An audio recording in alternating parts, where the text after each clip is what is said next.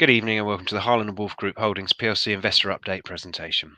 Throughout this recorded presentation, investors are being listen-only mode. Questions are encouraged, can be submitted at any time via the Q&A tab situated on the right-hand corner of your screen. Just click Q&A, scroll to the bottom, type your question and press send. The company may not be in a position to answer every question received during the meeting itself.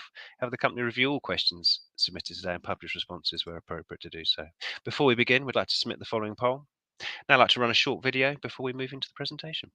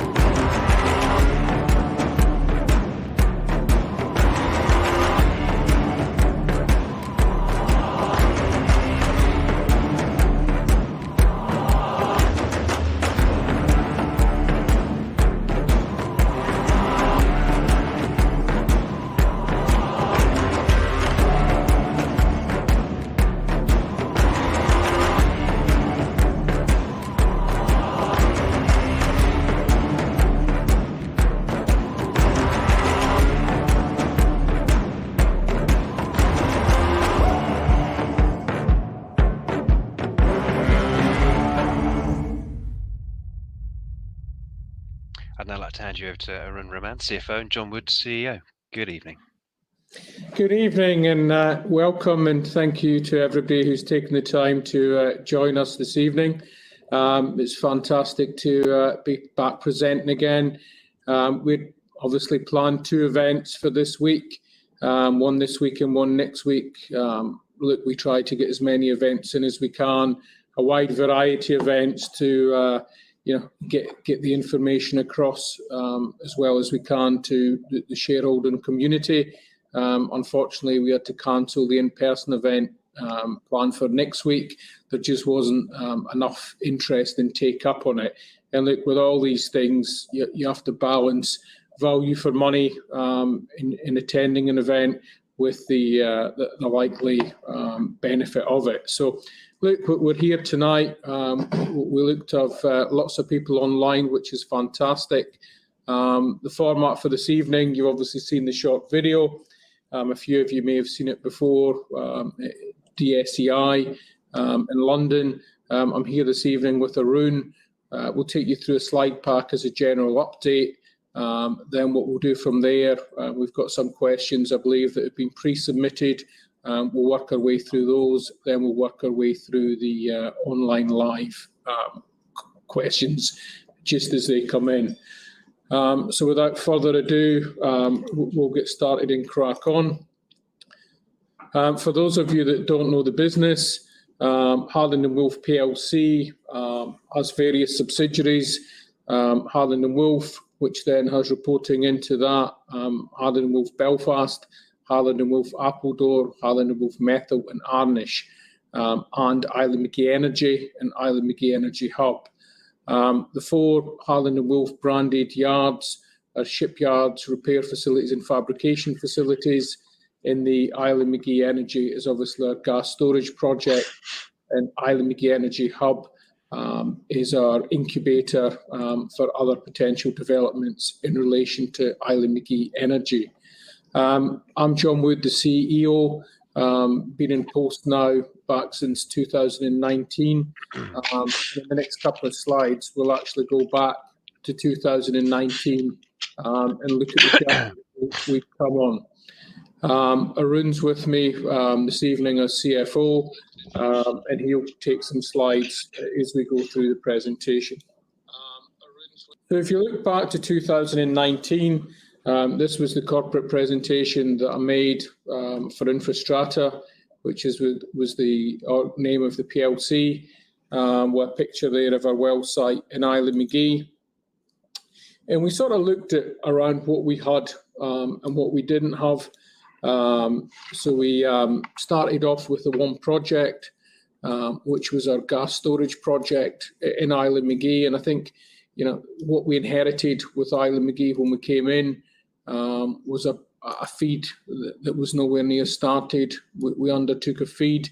A lot of the studies that had been undertaken were impossible to utilise and were out of date. So we went through a lot of work to really update the standard that was required by the regulatory authority. And look, despite the company being on AIM for coming up for 10 years, there was a lot of work that hadn't been done to get the project to a position where everyone was comfortable. So we go from there, we move forward, and we look at the operation of the business. The gas storage project was and still is fundamental, but there's a quick realization that it's impossible to run a business of this type with one project and one project alone. And I think when you see the issues that have happened with that project, with regulatory approval for the marine license and then the subsequent judicial review that I'll speak about later, it became really apparent to us that we needed to get additional projects and businesses under the banner and diversify as quickly as possible. And look, the cold reality is if we hadn't done that, it would be unlikely that we'd be sitting in this meeting room today. So I think, look, we looked at the time, and I think I recall the conversation that we had. We set the strategy out as a 5-year strategy to actually get to where we need to get to. At the moment, from the first acquisition, we're about 2.5 years into that strategy, with the added benefit of a pandemic thrown in to slow us down along the way. But look, I think from the fundamentals of this slide, it was fairly rudimentary. We've sort of moved on from there, and really project one remains Island McGee. Then you've got the 4 different yards filling along here. So look, we have made good progress in that. I think the journey that we've been on from starting off in 2018-19, getting feed undertaken, we've obviously been battling the marine licence, which we'll speak about shortly. Then we started the acquisition of the Harland and Wolff brands across the 4 different markets. And look, we're trying to grow organically. We're trying to grow through the strategic acquisitions that we've done.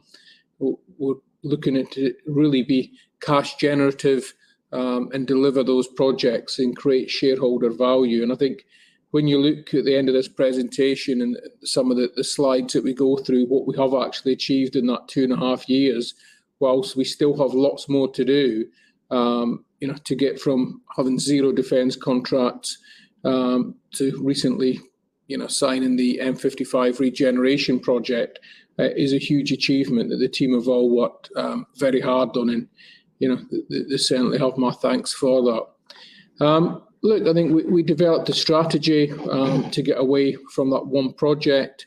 Acquiring the assets is one thing, refurnishing them and getting them ready to work is certainly another. and then building up that contract pipeline and securing the contract revenue. And, it's raising a balanced profile of debt and equity to ensure future development. Clearly, with the stage of development the company's at, debt is very expensive for us. So it's having that nice blend of debt and equity as we move through. So I think we still have a plan and a strategy, and I think we're well on track to be at an annual turnover of 250 million within 5 years. And look, our facilities can do about 500 million turnover at about 80% capacity. And with the pipeline and the workflow that's out there, we see no reason at all why we can't get to that by 2028. So if you look at the company overview, the 4 facilities that make up about 52% of the UK's marine fabrication footprint, strategically located around the UK coastline. And I think the competitive landscape's interesting, that, the projects up in Scotland for Type 26 and Type 31 is taking up a huge amount of that capacity. You then bring that in with the new national shipbuilding strategy that highlighted a 30-year pipeline of sovereign contracts and shipbuilding opportunities. That added to that, plus you add on to the top of that the renewables industry. Look, it's certainly a really exciting market to be in, and a market that we've already proven that we can deliver the margins in.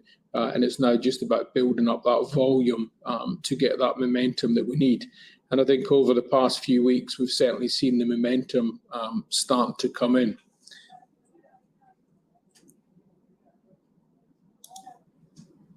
So I think for those of you that have not seen it before, it's a very simple strategy.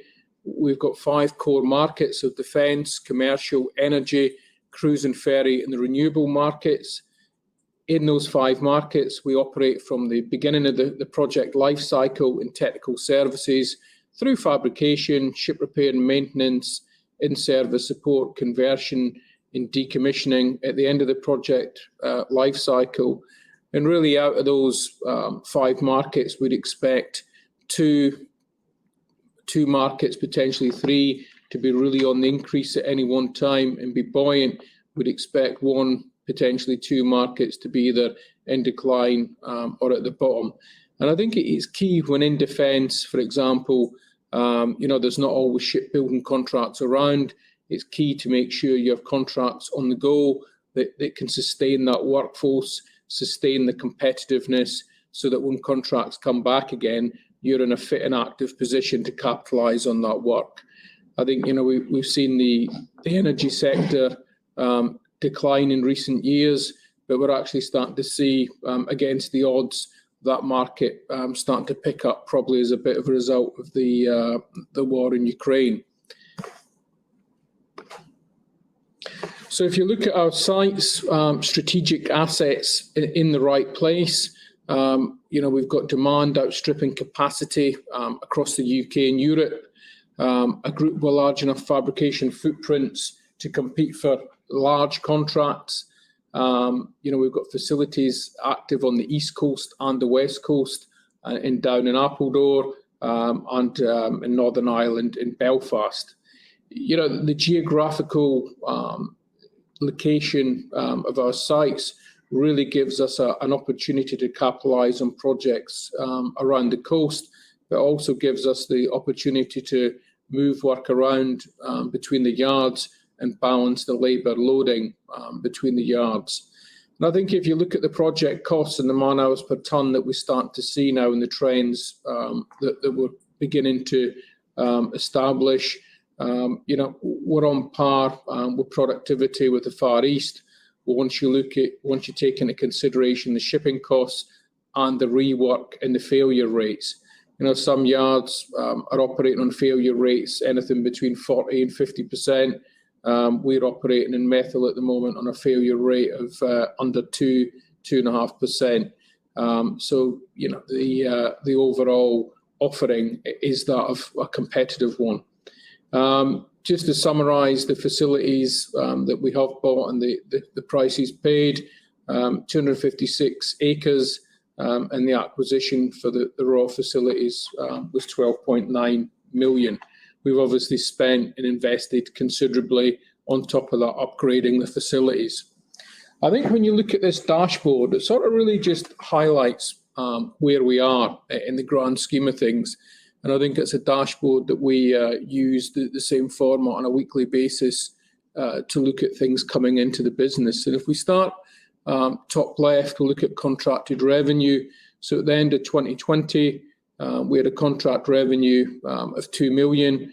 2021, we had a contract revenue of 26 million. And we expect the way things looking, and black indicates confirmed with, the grey is what we expect to happen. We're looking at 110 million by the end of that year. That doesn't necessarily mean all that contracted revenue will fall in during 2023. That's really just building that backlog up. If you look at the largest single contracts that we've undertaken, 2020 was around, at the end of 2020, it was around 600k. Moving into 2021 was 26 million. And then obviously recently we've signed M55 at 55 million. When you look at the reported revenue, again, 1.8 million back in 2020, 2021 was 21 million. And then we're looking at a guidance at the moment that we've got out to the market of 70 to 80 million, which we still believe will be on track to meet. When you look at the P&L, obviously 2020, we were at a 15 million loss. For the 17-month period, we ended up with a 24 million loss, but we're now looking in 2022 as we're beginning to get that critical mass of volume going through the yards for that loss to seriously diminish right the way back. Obviously, it's early in the year. There's a lot of variables at the moment with inflation and increasing costs. So we'll see where that pans out on.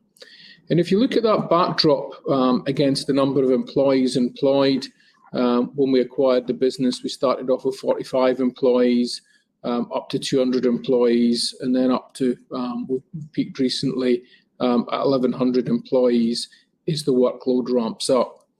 And that, we will get a critical mass that I think we're beginning to approach now, where the overhead of the organisation won't increase even when we get additional contracts in. So we'll start to see some benefits. When you look at the various yards and how they've come into play since 2020, Arnish obviously had nothing virtually 2021 and really started coming into play 2022 on the ship repair side and on the fabrication side. It started going very well in 2022. Methyl, the ship repair side, very little, a little bit in 2022, but again, the fabrication got moving 2021 and then is going well in 2022. Appledore, again, started off slow on ship repair. 2022 saw a major uplift and boost as various contracts flowed through there. And again, on the fabrication side with the barge project, the fabrication for pedestals and that for Inyanga, it's been a slow, steady build-up with potential other contracts pending down there. And again, M55, we'll see that running through Appledore. Yeah, you look at the Belfast yard, again, fairly quiet beginning of 2020. A lot of revitalisation and upgrade works went on. 2021 saw the ship repair side coming up. Fabrication was slow to get moving in Belfast, but we expect that to start moving fairly quickly with the two recent announcements for Corrie, which really builds our shipbuilding and fabrication capacity up there nicely to capitalise on the future pipeline that's ahead of us. So when you look at the markets that are in play, we started off really with cruise and ferry in commercial in 2020, moving on 2021 adding renewables into that. Then in 2022, adding in defence. So, in energy, which was our old oil and gas. For those of you that have been around, we did change the wording on that slightly to represent the market. So if you look at the outlook really to 2026, the unweighted pipeline as of last week sat at 8.16 billion, with a weighted pipeline at 1.36 billion. What you're seeing in those numbers is the weighted pipeline. There's a bigger gap between the weighted and unweighted. That's really as we're getting more sophisticated in our analysis of, the price to win, our ability to win, the ability to achieve the margin we're looking for, and we're really focusing in on that weighted pipeline. When you look at the 18-month high P win opportunities, that's sitting at the moment about 1.8 billion plus. And if you assume a 30% win rate, that's looking at a 540 million conversion. And I think one of the things that we've been really pleased over the last few months is to start to deliver for shareholders of converting this pipeline into actual contracts. And look, that has taken longer than we anticipated. It's not for the want of trying. The market that we're in at the moment is a challenging market. I think we're starting to see the inflationary pressure coming through to the market. We're really trying to protect ourselves by referring, index linking particular manufacturing products and materials back to root prices. So look, we think we're in a good place as we move forward. And we think the trends that we're seeing on this slide and the development will certainly look a lot better in another 12 months from here. It's certainly a marked improvement in the past 12 months. So just to look at the pipeline slide, just in a bit more detail, and looking at where the build-up of this work is. Clearly renewables is a big chunk of it, followed by defence, and then the commercial industry with cruise and ferry, which started off being one of our biggest markets, going down into one of the smaller. And I think the cruise market is interesting. We've had a successful docking recently with Queen Victoria. We've got 2 more cruise ships that we believe will be coming in, one end of this year, one next year, and there's several other live inquiries. But we see that's a market that will take time to recover and take time to come back to its former glory. But we see a real slowdown in new building of ships. So we'll actually see that revitalisation once the cruise numbers are back up to full capacity, starting to really kick in. Because even once they start looking at new build, there's a substantial lead time. So I think we see that market is one that will recover, but I think it will take time to recover as we move through. Defence, I think, regardless of who wins the Conservative government Prime Minister race to the top job in number 10, we don't see it having much effect on the defence spend profile. Certainly the recent events in Ukraine and the stability, I think should look after that. Renewables, look, there's a lot of renewable work out there, really for the end of this year, getting into 2023 before you start to see some of that bigger stuff coming through. There's a lot of trial projects and test rigs coming through this year. When you look at the commercial market, we're seeing a real uptick in commercial. And I think, with the national shipbuilding strategy and the 30-year pipeline of government vessels and the desire to build government vessels in the UK, I think that's really putting a great benefit on the company, so that we know we have that guaranteed pond to fish in. But hey, it's still a competitive market out there, and we have to be efficient. We have to be good at what we do and deliver on time and on budget to make sure we're in a good position for that. So if you look at then, I'm sorry I've had to blank out a lot of these names on this slide. but really it just gives you a bit of an idea of what we are dealing with on a day-to-day, week-to-week basis of these are the high P-win contracts that we're looking at over the next 18 months. You'll see M55 to the left in Lot 1 and Lot 2 of the Corrie barges there. And look, as you can see across all the markets, we're active and there's a lot of things that are in that high P-win category. So look, we're really excited about the pipeline. I think as I said earlier, we've demonstrated now we can convert the pipeline into contracts. So I think we just need to keep our head down and keep working hard to do that as we move forward. Team Resolute, it's probably worth just refreshing where we are on that. Some key dates, and all this information is public knowledge. And I think it all came out in the recent Defence Select Committee hearing, so there's nothing I'm telling you that shouldn't be. The bids will be submitted in Q3 this year. Preferred bidder will be announced in Q4, with a contract awarded in Q1, should there be a contract awarded in 2023, and the first ship will be delivered before the end of 2028. So a fairly racy delivery schedule. Team Resolute, as you know, we're heavily involved in, with Navantia as the prime contractor, BMT and Harland & Wolff as subcontractors to the prime. We've also been instructed by the MOD to submit proposals to other contractors if we're asked for them as part of a clean shipyards, which we've done. The programme that we've submitted, so we're involved in more than one bid that will be submitted for this programme. The programme, it will provide significant regeneration to the shipyard, significant social economic benefits to the wider community. I think it's a fantastic project that will certainly fast track what we're doing. But look, the competition is tough. There's several bidders left in it. The work's on to get the bid in the box very shortly.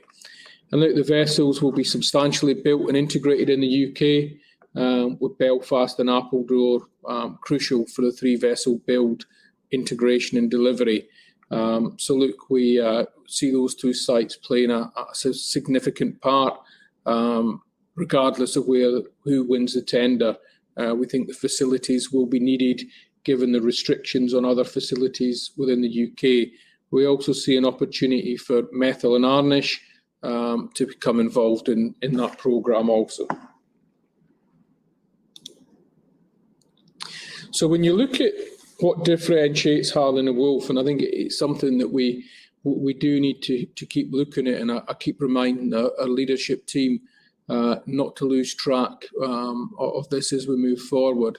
It's really making sure we explore new ideas, we empower others, make sure we're fully engaged, and we're always striving for the best whilst being nimble. And I think it's those traits and operating with confidence and playing to the strengths, and really walking away from programs and projects that don't play to our strengths, and having that ability to move on when the time's right without wasting money. We do have our facilities, the 250 odd acres, a footprint, and the dock sizes are unique. No one else has got them. And our fabrication facilities, and even in methyl, our new blast and paint facility is up and in operation, with stuff starting to go through there shortly. I think the ability to run with 2 flat sectors is the model that we've set up. And look, a new face in the market and providing some friendly disruption, it benefits, and I certainly think it drives a healthier marketplace. And I think it's making sure that we provide value for money for customers when they're ready for change. And I think the levelling up policy and the regional growth, we see that continuing. And that moulding our offer to suit our clients as we move forward. So I think it's really being that new face and continuing to offer something different. So I think when you look at Rmd Energy, Arun, do you want to go through this one? Yeah, good evening to all of you. Just a very quick update on Rmd Energy, our flagship gas storage project.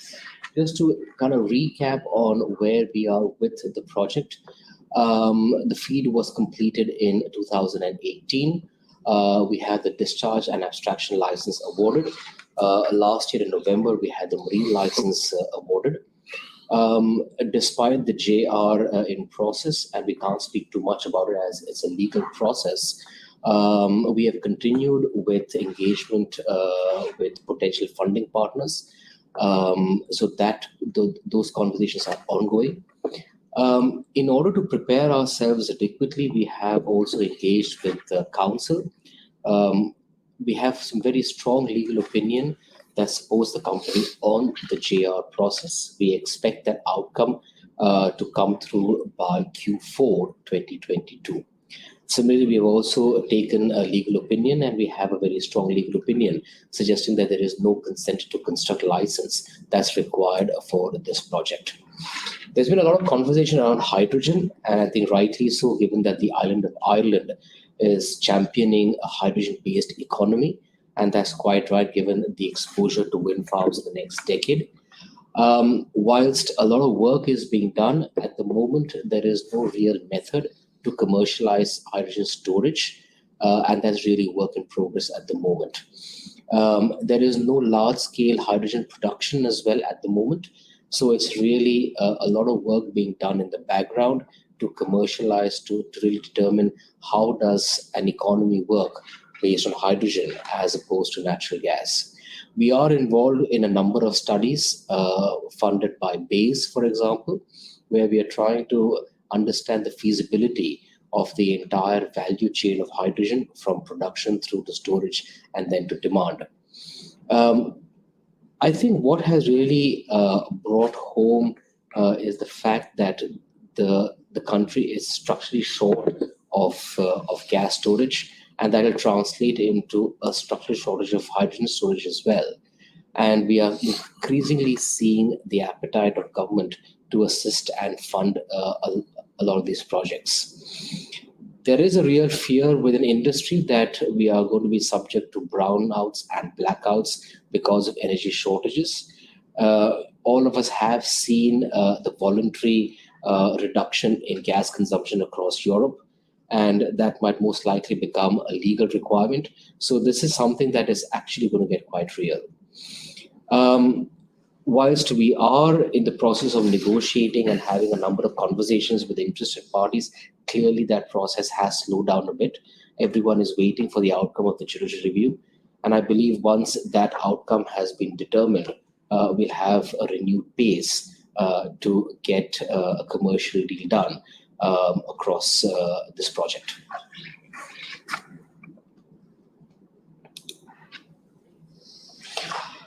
When we talk of how do we get to monetizing this project, there are really four major avenues that we are involved in. One is the established farm-out model that we have, that we've explained to all of you since 2019, which is quite simple really, given that we own 100% of the equity in the project. When we farm out this project to an interested equity investor, that investor will take a majority of the equity stake and we will remain with the carried interest. And that will come along with its own debt and equity package that takes us to FID. Given that this is becoming a strategic energy project and given the need for gas storage followed by hydrogen storage further down the line, which is fairly well established across the UK and Europe now, we are talking to government at various levels, and there are three proposals in front of government. One is a long-term government loan through the NIB, which was formed last year, and that's really driven by the shortage of gas storage. And what that effectively does, the government funding underpins further equity participation from the private sector. A very popular model that's used in Europe is the regulated asset-based model that provides a guaranteed return on the capital deployed. It's a fairly new concept in the UK. It's not very popular, but for strategic infrastructure projects, it's probably the right way to go. And then finally, one of the cheapest mechanisms to fund these kinds of projects is the contract for difference, or CFD mechanism, in which, in order to guarantee a certain return, the government steps in and provides a CFD mechanism, which really is the delta between the Q1, Q3 spread versus the minimum return that needs to be achieved to fund this project. So there are a number of conversations, a number of models that we are running internally, as well as sharing with government and external counterparties. So we do expect to get a lot more traction once the GR process has been completed. Perfect. Thanks for that, Arun. So that brings us to the end of our slide pack and our presentation this evening. Hopefully we've sort of covered a lot of this stuff. And I think before we get on to the questions, I think there's probably a couple of things I just want to touch on. One is the number of requests we get constantly to release contract news. The problem we have with that is within all contracts, we have various paragraphs, sections in there that restrict what we can say and what we can't say. So, just because we're not announcing a contract and someone sees a project turning up in a yard or on a ship, turning up in a yard or in a facility or a fabrication contract, it's not because we don't want to announce it. It's because there could be specific paragraphs in the legal documents to say we can't. So I think, unfortunately, that's just the industry we live in. So we need to sort of just move from there and move forward. We do try and share as much information as we possibly can. We do try and get as much on LinkedIn as we can that's perhaps not worthy of an independent RNS or RNS reach. So we do make an effort and look, it's an area that we do continue to try and get more news and more information out there as we move forward. That's fantastic.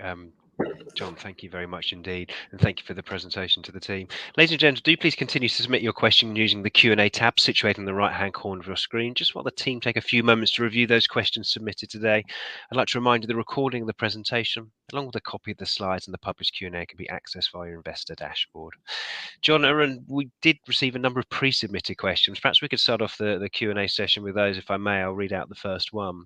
It reads as follows. We're frequently told at investor meetings and in update RNSs that significant contracts are likely in a few weeks. While I accept the events not totally in your control, would you agree that these continual jam tomorrow announcements erodes confidence in the company's ability to actually conclude contracts? Well, I think given the events of the last few weeks, I've obviously got a few jars of jam in my back pocket because we've managed to produce a few contracts. I think 75 million we've signed and closed in the last few weeks. But look, I do understand the frustration that it takes a long time to get these contracts over the line. There's certainly not easy contracts to move. I think, look, there's a lot of things comes into play here, the strength of our balance sheet, the strength of the market, the experience that the business has got. So I think, people do need to bear with us as we negotiate through some of these tough negotiations. And look, I think it's also all about not signing the first piece of paper that comes in front of you. We've got a duty to protect the company, protect the shareholders, and make sure we negotiate a deal that's right for the company. It delivers a right return for the business. And whilst, they may seem to go on for a while, it's not unusual for a contract negotiation in defence, for example, to go on for 18 months to 2 years. And it's not unusual in the commercial market for a negotiation to go on for 6 to 12 months. Yes, others happen quicker. But look, I think it's not like going into the shop and buying a bag of crisps that takes 20 minutes to complete, even if you're in a queue. There's a lot of work has to go into it. So we understand the frustration. Nobody feels that more than us when we're trying to get to the end of it. But look, hopefully the Corrie, then the M55, then the Corrie and the debt deal before that actually demonstrates that we can close deals. The pipeline that we've got demonstrates there's a lot more to close, and we just need to keep pushing on and closing more deals as we move forward. Arun, is there anything else you want to add? No. That's great. Thanks, John. Next question we've got here is, what are the best realistic dates for the M55 projected refurbishment and the announcement of successful FFS tender? I know you kind of touched on that a second ago. Well, if you look at the M55, there was an announcement, an RNS made on the 14th of July that really covers all the details of that. And I think in the presentation, I went through the dates for FSS, which is really Q4 this year, preferred tenderer, Q1 next year. We believe the award will be made. But look, that's subject to change, and we will be guided as that information becomes available. Thank you. Next one reads, despite winning a 55 million contract, the share price remains at an all-time low. Long-term holders find it hard to fathom. What action is the board taking to address this and reassure shareholders? Well, I find it hard to fathom too. I think it is frustrating for us all. But look, at the end of the day, we're here and given a mandate by the board to win work, build the business, win work, and deliver contracts. It's not within our remit or ability to control the share price. That would be share price manipulation. It's not something we can do. We've obviously been having a lot of conversations with our advisors recently, with a particularly poor performance of the share price. Look, all we can do as executives is keep doing what we're doing, deliver more contracts, win more work, and hopefully the share price picks up as we move forward. Arun? Thank you. With recent announcements of various contracts, what percentage of full capacity has now been reached across all sites? Quite a tricky question to give a broad number to, really. When you look at across the group, you'd say we're probably at about 15% capacity. We've still got lots more capacity to come. When you look at individual sites and individual processes, some have peaked out probably about 45 to 50% capacity for a few weeks as projects have been going through various stages. But look, there's, as I mentioned earlier, we believe that the annual turnover is about 500 million at 80% capacity. So that will give you an idea what could be done, Thank you. With regards to the IMJR, has it been necessary for Harlan Wolff to supply further evidence in support of the granting of the various licenses? No, we haven't been asked to provide any further evidence. It's important to note that we are not a named party in the judicial review. That is the DERA and the Minister of Environment in Northern Ireland. So we have got no further information to provide to DERA or to the courts. Thank you, Arun. Are any new institutions signed up to meet and greet? Do you anticipate any new investment from these following the M55 contracts? Look, we are a small company and we have a very active share register, and we're always meeting with new investors, institutional and retail, to tell the story, get them excited, help them understand the business. So yes, we do hope that in due course we'll have some new entrants into the share register with the M55, and with further contracts being announced, there will certainly be a lot more appetite. Thank you, Arun. Another question around M55. Finally, regarding the M55 contract, are delivery costs such as labour already in place, or do we need to increase our cost base to fulfil the contract? I think I touched on that during the presentation. What I was saying was really that we've built up that backroom staff to a critical mass now that will get synergies as we continue to move forward and add additional contracts onto it. And I think the additional labour that we bring in will really be costed straight to the project. I think the back of house functions that we need to function will generally be covered. And look, there will be a gradual increase as we ramp up, but certainly nothing like we've seen getting established and getting set up. Thanks, John. Next we've got here is, are shareholders getting good value for money from the executive directors? I wonder who that question's come from. Look, I think when you look at where we are and you look at what we've achieved over the time that we've been here, The board's defined a strategy that we've executed. We found, negotiated, acquired, upgraded, re-established the assets, got them up and running, sold the assets from a business development and marketing point of view to various clients coming into the yard. We've built up this unweighted pipeline of 8.15 billion. And let's not forget that was during a global pandemic, all within 2.5 to 3 years. So the short answer for me is yes, I think we have done. And now that potential contracts have been converted into orders, we see that it is really fundamental to building the momentum that we want to see coming on. Remuneration's always the key point that people like to get on with here. And if you look at the remuneration in the last set of accounts that's gone out for myself and Arun, of just over 300, we're well below the industry average.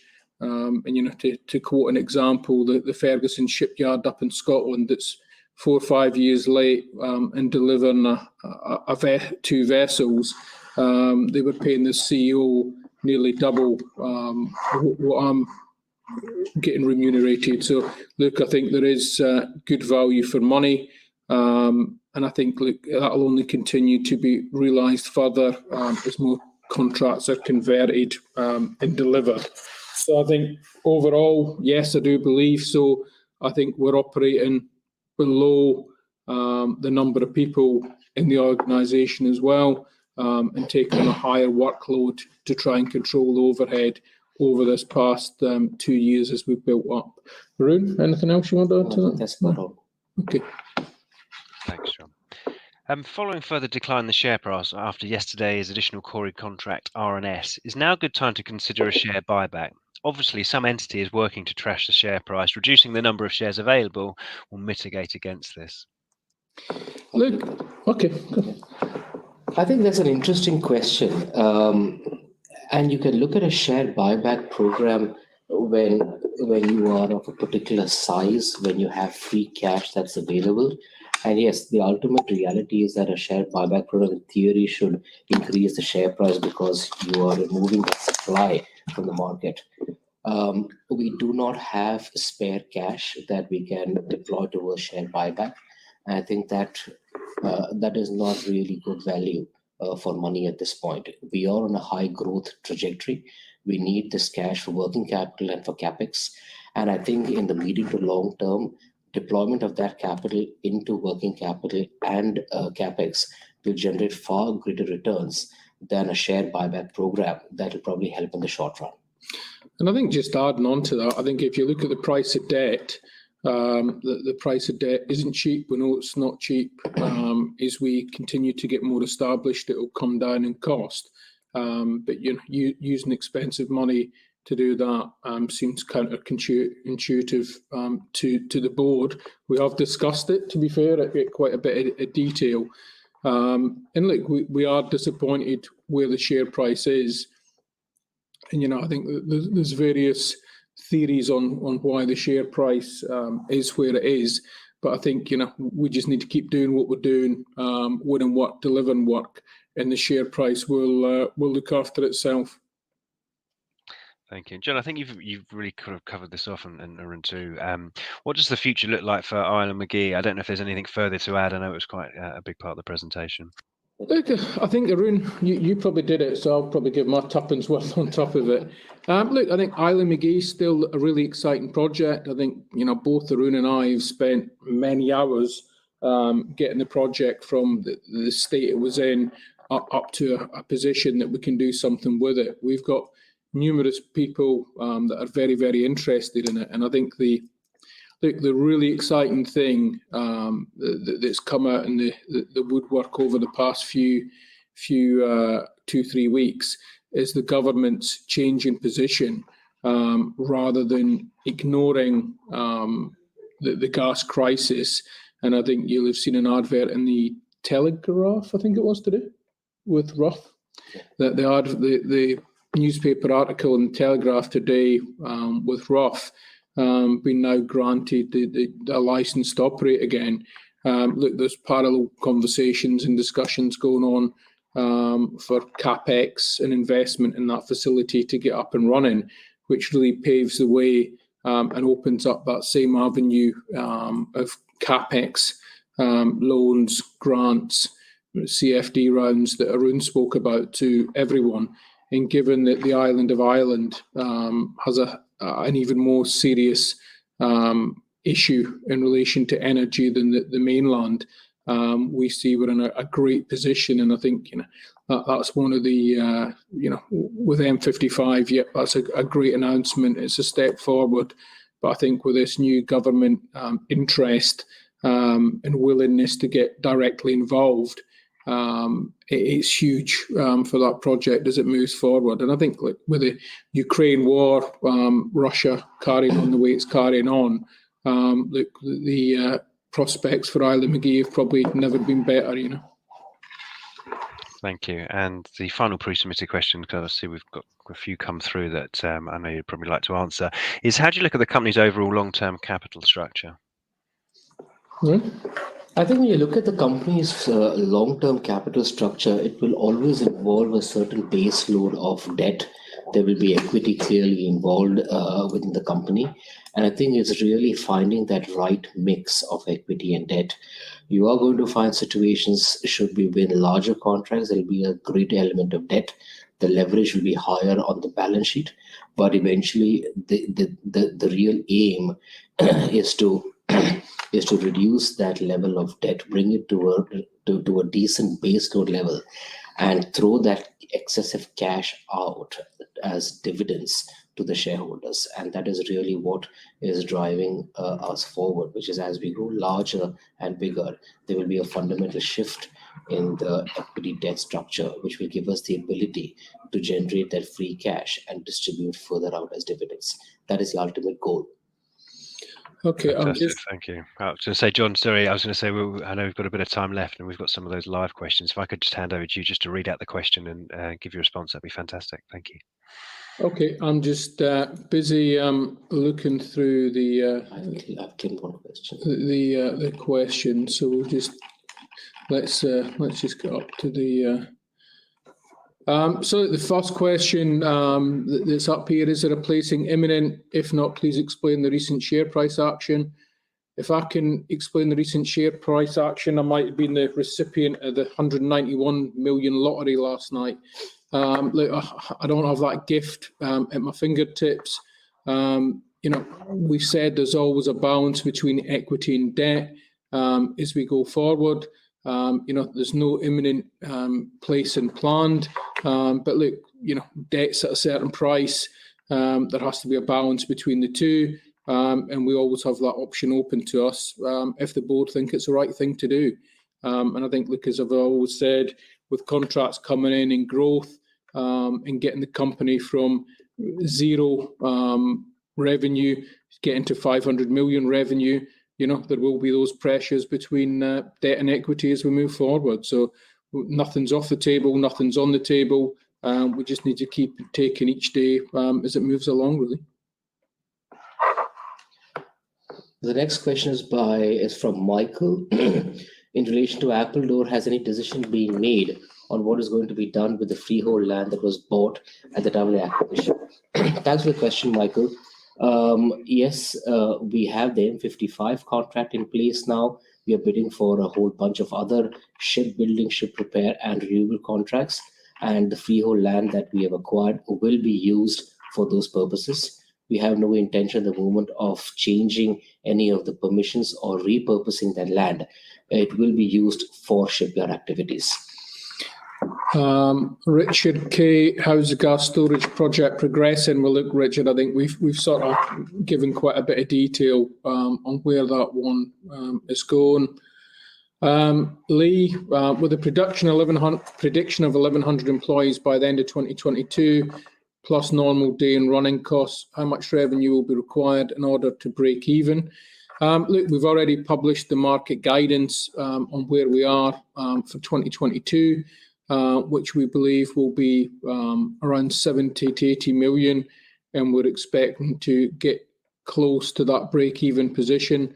And look, where we are at the moment with the inflation and the increase in costs, look, again, we're not magicians, but look, we certainly know, and I think that dashboard slide that I presented showed that we may not get all the way to complete break-even, but we're certainly reducing the number substantially from where it was this year. So look, I think we just need to keep pushing on with that. It's too early in the year to say, so we're not changing any of the guidance that's out there at the moment, because we think we're there or thereabouts, you know. Again, Lee, John, in your LinkedIn post regarding Island McGee, you stated significant progress, bigger than anything else. I actually think I've just mentioned that one, actually, in relation to Island McGee and the government's involvement.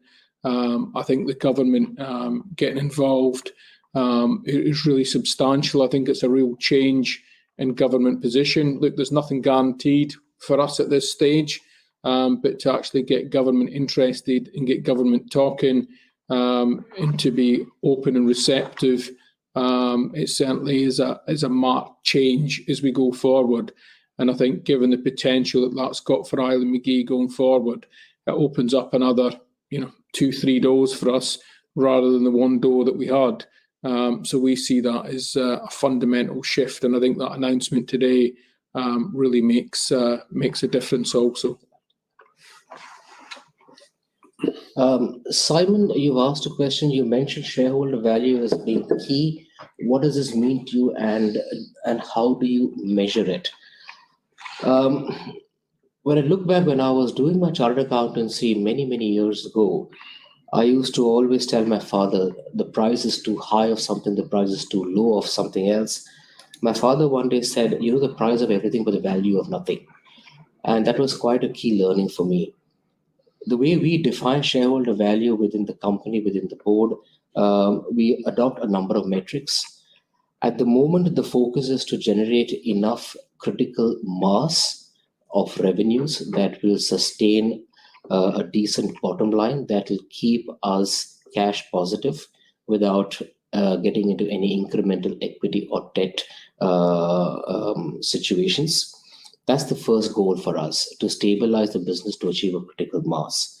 The second goal is to then start looking at things like a dividend payment, a share buyback also from that surplus cash. Within all this, there is also the social value and the ESG principles that we have to follow.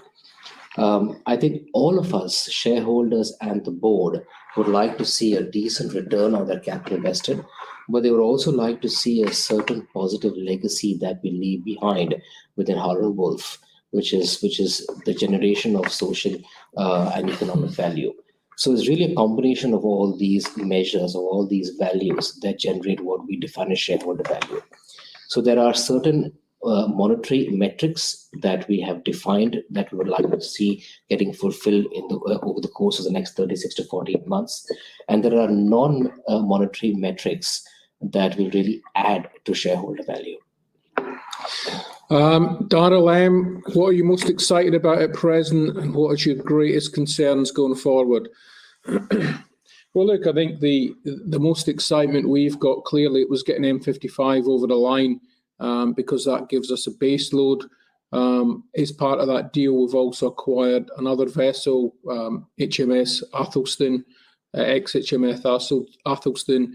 Look, we've got some stuff going on with that that's quite exciting, that we hope to announce in due course. Obviously, FSS we see as a real game changer, so a lot of effort's gone into that as we move forward.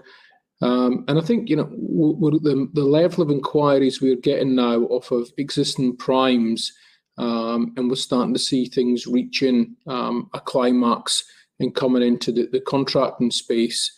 It really shows that the strategy that we put in place, it is the right strategy. We did it with a view of the capacity in the UK not being enough to meet the demand. Now across most of the sectors, we're actually seeing that starting to come through. So look, that's all the excitement. Look, clearly the concerns, the share price is a concern. As I said earlier, it's not something I can personally do much about, given the, we can't try and manipulate the share price. The share price is what is outside our control. The inflation is a concern. We're seeing costs really going up across the board. We are trying, I think this is another question, so I'll probably just take two questions in one here. The other piece is we're trying to do what we can within contracts, the likes of steel. We're basing steel at a given value. Any increase or decrease for that becomes a risk of the clients. We're fixing prices for a longer period of time. We're making offer validity shorter, and then we're having the opportunity to refresh offers as they go through. I think when you look at unions and workforce, the cost of living, that's something that again is something we're looking at in great detail. We were very careful as we were reactivating the facilities to keep the trades labour as low as we possibly could, so that we spent as least amount of money while we were in a non-revenue making position as we could. Now that we've got out of that position and we're actually in a situation where we've got fee-paying contracts in the yard, we're actually undertaking a review of remuneration against the backdrop of the cost of living crisis to make sure we get the best pick of the labour out there, and the good loyal staff that have been with us reactivating the yards do get the upside on that. So look, we know what we've got to do there. But again, the volume of labour available in the UK is something that will be challenging going forward. That's why we invested in 35 apprentices last year, and we're looking for a further investment in more apprentices this year. And we've established a training school to try and bring welders along. So look, we're doing as much as we can across numerous aspects. Mark L, a question: is the board concerned of a takeover offer at these market cap levels? Do you want to? Yeah, hi Mark. Your question is: the board concerned of a takeover offer at these market cap levels? Look, there's always going to be a concern of a hostile takeover. Probably that risk was quite low last year, but you now have quite a unique situation where all the yards are fully up and running. They're fully operational. We have a very healthy backlog of orders. We are generating revenues. So from a going concern perspective, it's a very attractive company. From a market cap perspective, it's even more attractive. So anyone who wishes to undertake a hostile takeover has got a ready-made business. So yes, in reality, there is always a concern that we have, but there is very little that we can do really to avoid a situation of that nature. All we have to do at the moment is really just keep going the way we are, winning new contracts, building that balance sheet up, building the cash reserves up, and really keep pushing on. No, I completely agree, Arun. I think it's something that whilst it's on the side of your eye, you can look at. You have to just take a look at it, move on, and keep doing what you're doing as you go. Next question. We have time for one last question from Christopher. Is the long-term aim to go for a full listing on the stock exchange and leave AIM, which has obvious drawbacks? Hi, Christopher. I think there are advantages and disadvantages being on AIM and being on the main market. Will we be able to attract a larger number of institutions on the main market? Yes, potentially.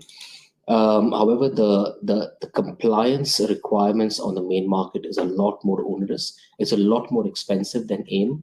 So I think we need to reach, like I always say, a certain critical mass of revenue and profitability, and then we'll review what the options are. Thank you very much indeed. And John, Arun, I don't know if there's another question, John, you may want to take, but we're just coming up to time. No, look, I think I was just looking through. I think we've covered most of in the answers we've given. I think we've covered most.